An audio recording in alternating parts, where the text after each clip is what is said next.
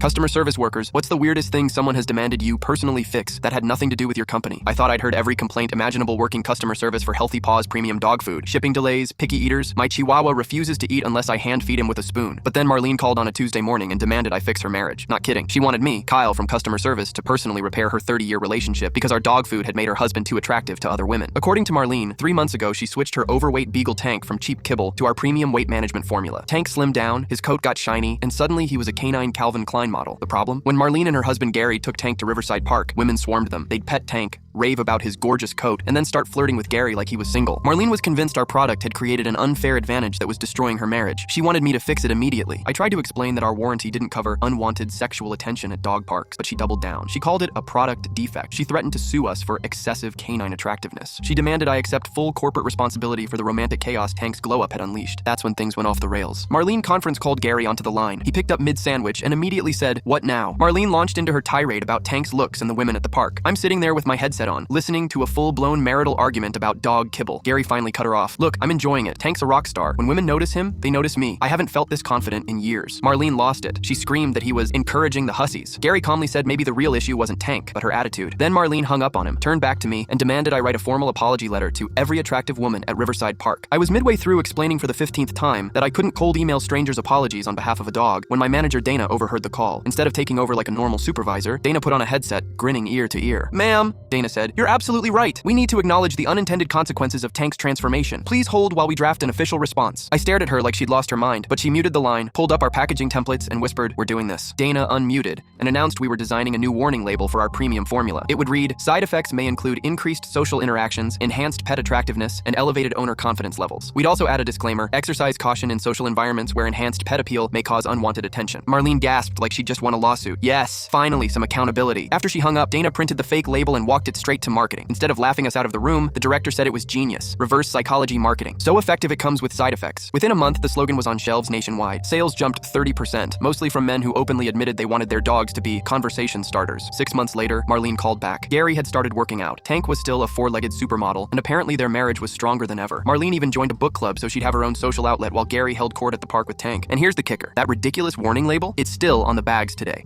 Every once in a while, I'll get an email from a customer thanking us because their dog helped them land a date. Not bad for a customer who opened with, "Hello, my husband's too hot and it's your fault."